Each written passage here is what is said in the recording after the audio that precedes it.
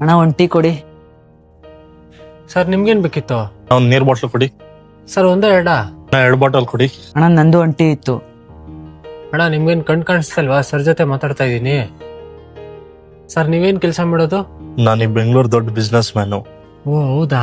Keep the change. ಇವಾಗ ಹೇಳಿ ಅಣ್ಣ, ಏನ್ ಬೇಕಿತ್ತು ನಿಮ್ಗೆ? ಈ ಥರ ರೆಸ್ಪೆಕ್ಟ್ ಬೇಕಿತ್ತು. ಸರಿ ಒಂದು ಟೀ ಕೊಡಿ. ಅಣ್ಣ ನಿಮ್ಗೇನ್ ಗೊತ್ತು ಅವ್ರು ಎಷ್ಟು ದೊಡ್ಡ ಬಿಸ್ನೆಸ್ ಮ್ಯಾನ್ ಅಂತ? ಅವ್ರ ಜೊತೆ ಎಲ್ಲ ಟಚ್ ಅಲ್ಲಿ ಇರ್ಬೇಕು. ಯಾರು ಗೊತ್ತು ಯಾವ ಟೈಮಲ್ಲಿ ಹೆಲ್ಪ್ ಮಾಡ್ತಾರೆ ಅಂತ. ಅಣ್ಣ ನಿಜ ಹೇಳ, ಇಂಥವ್ರಿಂದಾನೇ ನಮ್ ದೇಶ ತುಂಬಾ ಮುಂದೆ ಹೋಗಿರೋದು. ನೋಡಿಲ್ವ ನೀವು ಎಷ್ಟು ದೊಡ್ಡ ಗಾಡಿಯಿಂದ ಬಂದ? ಹೌದು ಸರಿ ಅಣ್ಣ, ನೀವೇನ್ ಮಾಡ್ತಾ ಇರೋದು? ನನ್ನ ಪೋಸ್ಟಿಂಗ್ ಕಾಶ್ಮೀರಲ್ಲಿದೆ, ಇಂಡಿಯನ್ ಆರ್ಮಿಯಲ್ಲಿದ್ದೀನಿ. ಅಮ್ಮಂಗೆ ನೋಡೋಕೆ ಮನೆಗೆ ಬಂದಿದ್ದೆ. ನಾಳೆ 15 ಆಗಸ್ಟ್ ವಾಪಸ್ ಹೊಡ್ತಾ ಇದ್ದೀನಿ. ಯಾರೋ ಹೇಳಿದ್ರು ನಿಮ್ಮ ಅಂಗಡಿಯಲ್ಲಿ ಟೀ ತುಂಬ ಚೆನ್ನಾಗಿರುತ್ತೆ ಅಂತ, ಅದಕ್ಕೆ ಬಂದೆ. ಯಾರು ಗೊತ್ತು ಮತ್ತೆ ಅವಕಾಶ ಸಿಗುತ್ತೋ ಇಲ್ವೋ. ಸಾರಿ ಅಣ್ಣ. ಪರವಾಗಿಲ್ಲ ಬಿಡಿ.